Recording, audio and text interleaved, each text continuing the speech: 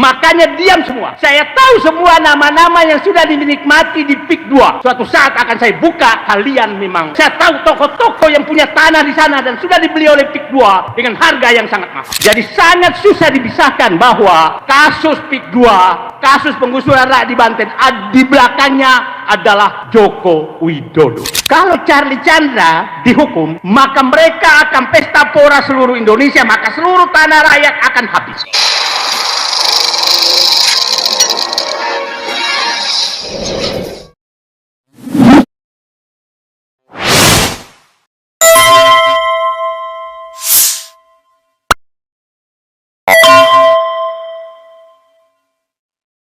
Assalamualaikum warahmatullahi wabarakatuh.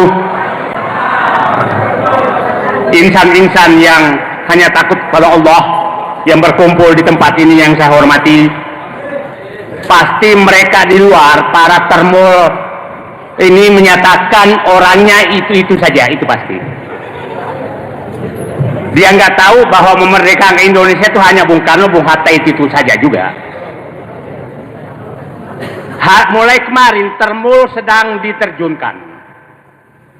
Coba lihat, termul sedang dibawa ke Solo dan tiap hari ada acara di sana. Dan sekarang didatangkan dari luar Pulau Jawa, Kalimantan sudah jalan.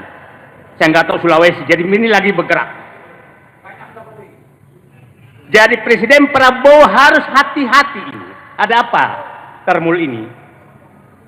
Lihat, sekarang juru maki mereka di TV-TV bukan juru ngatur lagi, juru tabok. Semua orang mau ditabok sama mereka. Mulai kemarin medsos dipenuhi oleh mereka dan memaki-maki semua yang ingin membela Prabowo. Ini kayaknya sudah mendekati perang kalau udah begini.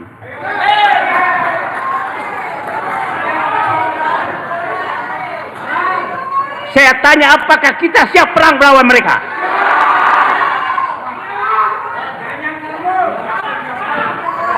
Tadi saya ingin menyampaikan yang namanya Nono Sampono itu adalah Letnan Jenderal. Supaya clear, supaya Pak siapa namanya, Pak Sunarko tahu juga, ada juga bekas teman yang seperti itu. Saya ingin menyampaikan, saya mengikuti 2 sidang tentang kriminalisasi. Waktu yang bersamaan yaitu Tom Lembong dan Charlie Chandra. Saya menyatakan bahwa pengadilan sekarang, kedua tempat itu hanya untuk melegalisasi, menghukum orang yang berbeda dengan Jokowi dan oligarki. Itu hanya legalisasi. Di sidang Tom Lembong, tidak ada yang didengar itu namanya fakta persidangan. Tidak ada. Sepertinya tuntutan jaksa sudah disiapkan di ruang yang disepakati oleh mereka sebelum sidang dilakukan. Tuntutan sudah disiapkan oleh hakim tanpa mendengar apapun. Jadi ini saya katakan, negara ini sudah dirusak oleh ahli hukum di ruang pengadilan. Mohon maaf ahli hukum, Anda perusak negeri ini. Bukan para insinyur, tapi didukung oleh para politisi. Inilah negara kita. Jadi saya sudah membayangkan Charlie Chandra nanti tuntutannya, saya yakin siapa tahu sudah dibikin di PIK 2 malam ini oleh mereka. Fonisnya, tuntutannya sangat tidak masuk akal. Jadi saya minta semua rakyat, wajah-wajah jaksa itu tandai mereka, wajah-wajah hakim tandai mereka. Mereka perusak negeri ini. Saya sudah tidak habis kesabaran melihat mereka. Saya berharap kalau masyarakat Pati kompak bangkit melawan hanya karena menaikkan PBB, maka apakah kita diam? Tanah kita mau dirampas oligarki, kita tidak kompak. Saya berharap seluruh Indonesia bangkit. tanah kita mau dirampas mereka. Bukan hanya Aguan, temannya Aguan banyak dan juga banyak bintang-bintang di balik Aguan. Oke? Coba kita lihat mereka. Lihatlah, dari 56 juta hektar lahan yang sudah disertifikat, hanya 50 orang keluarga yang memiliki. Artinya satu keluarga memegang 1 juta hektar. Kita diam? Kita diam? Bapak saya perintis kemerdekaan. Insya Allah saya akan hadapi mereka apapun yang kita hadapi. Nah, demi rakyat. Saya cerita pengalaman saya. Bayangkan Muhammad Said Didu yang teriak tiap hari itu menghadapi mafia tanah di Makassar. Selama 32 tahun saya hadapi mereka. Dengan 5 keputusan Mahkamah Agung memenangkan saya. Tapi tetap diganggu oleh mafia tanah. 32 tahun, 5 keputusan Mahkamah Agung, tanah milik Said Didu masih diganggu terus. Terus kita harus diam? Coba bayangkan rakyat kecil, apa yang akan dihadapi? Ini fakta. Jadi Bapak Presiden Prabowo, musuh Bapak adalah mafia tanah dan mafia hukum. Kalau Bapak tidak bisa menyelesaikan ini, jangan salahkan kalau rakyat Indonesia mengambil semangat masyarakat pati untuk bergerak. Karena tidak ada jalan lagi. Oke? Nah sekarang, apa yang mereka lakukan sebenarnya?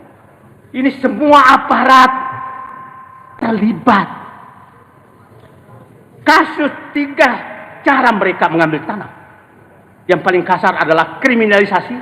Yang kedua intimidasi. Yang ketiga adalah negosiasi VIP. Negosiasi VIP adalah terhadap toko-toko yang penentu di wilayah itu. Kalau ada tanahnya maka dibeli harga bisa 100 kali lipat dari harga. Dan itu pernah dicobakan ke saya. Oke? Nah, makanya diam semua. Saya tahu semua nama-nama yang sudah dinikmati di PIK 2. Suatu saat akan saya buka, kalian memang. Saya tahu toko-toko yang punya tanah di sana dan sudah dibeli oleh PIK 2 dengan harga yang sangat mahal. Ya, kalau harga tanah rakyat beli 50.000, maka mereka dibeli 1 juta per meter. Dan yang negonya adalah yang pimpinan perusahaan itu berpangkat jenderal Purnawirawan. Oke, fakta. Nah, jalur sekarang asal Bapak tahu yang dikatakan terus isu tanah, saya teriak karena tanah saya. Padahal saya selalu menyatakan, kalau kau beli tanah rakyat dengan harga yang wajar, tanahku kasih gratis. Clear. Tapi di framing oleh mereka bahwa saya meminta uang, saya tidak pernah ingin menjual tanah saya. Dan sekarang saya dapat informasi, saya sedang dirancang dikriminalisasi juga dengan menganggap bahwa tanah saya itu dibeli secara tidak sah. Padahal 32 tahun lah. Fakta. Tapi saya akan hadapi mereka. Ya mati bawa apa sih? Nah sekarang, intimidasi itu terjadi kepada seluruh rakyat Banten, seluruh rakyat Indonesia. Intimidasi dilakukan oleh mereka. Dan Biang Kerok kedua sebenarnya adalah kepala desa lurah dengan BTN. Itulah Biang Kerok dua-duanya.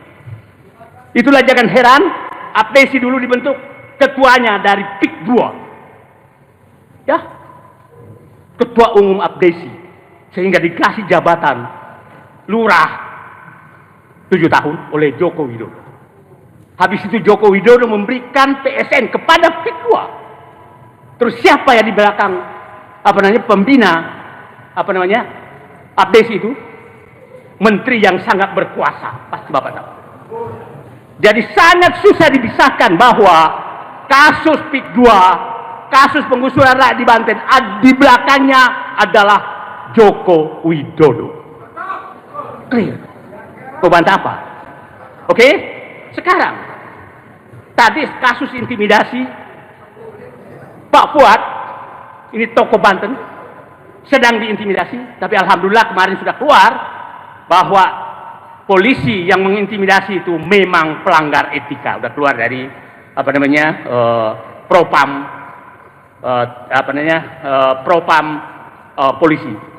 Nah, intimidasi pada saat ketemu saya dengan Charlie Chandra, saya dapat tekanan banyak sekali, hati-hati berjuang untuk Charlie Chandra. Itu mafia tanah. Tapi nama saya Muhammad Said Didu, biasanya saya menunggu dari Allah arahan. Setelah saya ini orang benar, ini harus dibela. Karena Charlie Chandra hanyalah puncak perjuangan rakyat yang terintimidasi oleh aparat. Charlie Chandra hanya puncak. Charlie Chandra itu double minoritas, etnis China, Katolik. Tapi kami tidak pandang itu. Yang menggusur juga etnisnya mereka. Kami tidak pernah memandang itu. Buktinya PT Muhammadiyah lah yang ada paling depan membela. Jadi para pihak yang menganggap bahwa ada SARA di Indonesia itu tidak ada. Kalian yang merusak bangsa ini. Saya menyaksikan di ruang pengadilan Tom Lembong, istrinya Katolik, membawa rosario. Di sampingnya lah ibu-ibu pakai jilbab membawa tas. Di ruang pengadilan, tasbih dan rosario berputar bersama.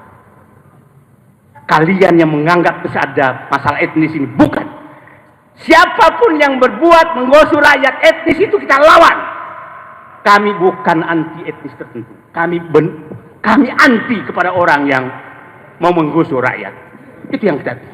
Nah, saya baru pulang dari Pekanbaru, saya dari pulang Medan. Bayangkan Pak, ada teman saya bekas direktur PTP, tanahnya sudah 20 tahun dikuasai. Tahu-tahu muncul sertifikat. Muncul sertifikat atas nama orang Batam. Nah, begini masalahnya. Lurah kan begini, Anda punya tanah. Tahu-tahu dinyatakan nanti ada yang mengakui. Dan lurah dengan BPM menyatakan ini sah. Yang mengaku ini, maka tanah Bapak langsung hilang. Itulah terjadi. Itulah kenapa pada saat Menteri ATR BPN menyatakan saya akan membela pagar laut, saya tidak pernah percaya dia. Karena saya tahu dia. Ya. Nah, faktanya setelah dia mengancam mungkin terjadi negosiasi, maka langsung menyatakan sertifikat PIK 2 laut itu adalah sah. Itulah pedagang kekuasaan. Semua ini kita harus lawan. Karena mereka adalah pedagang kekuasaan. Saya 30 tahun dalam birokrasi, itulah cara mereka berdagang. Nah, sekarang, oke, kita menghadapkan dua pilihan.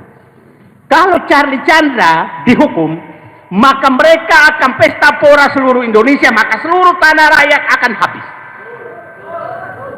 Karena pasti seluruh aparat merasa ini ada uang. Pasti terjadi gerakan masif seluruh Indonesia merampas tanah rakyat karena merasa menang mengalahkan Charlie Chandra. Ini bukan masalah Banten. Ini masalah Indonesia. Jadi saya hanya mengetuk hati hakim yang kebetulan sekarang hakimnya adalah Ketua Pengadilan Negeri Tangerang. Saya nggak tahu naiknya karena meluruskan ini atau ada sesuatu.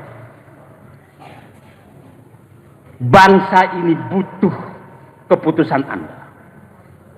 Menyelamatkan bangsa atau menghukum Charlie Chandra dan memenangkan oligarki, itu pilihan. Itu pilihan. Dan saya lihat hakimnya nggak terlalu muda juga, belum tentu hidup panjang lagi lah. Saya ngelihat wajah apanya, ya sudah berumur juga lah. Nah, saatnya jangan sampai Presiden Prabowo turun lagi menegur hakim seperti kasus Tom Lembong. Ya. Tapi kalau umpamanya dia memenangkan dan memenangkan oligarki, ini bukan perkara pidana. Ini perkara adalah memenangkan oligarki dan mensahkan oligarki menggusur rakyat. Tolong itu baca. Bukan sekedar pemalsuan formulir 13 itu. Bukan. Ini adalah perkara apakah Indonesia, apakah hakim masih memihak melindungi rakyat ataukah memang menjadi alat oligarki. Itu sebenarnya pilihannya bagi mereka. Saya berharap dengan Presiden Prabowo sudah menegur lewat abolisi kepada perkara Tong Melembong, hakim pengadilan negeri Tangerang menjadikan pelajaran bahwa saatnya mereka mengambil keputusan yang tidak menggunakan ruang sidang untuk memenuhi keinginan Aguan dan kawan-kawan. Terima kasih. Assalamualaikum warahmatullahi wabarakatuh.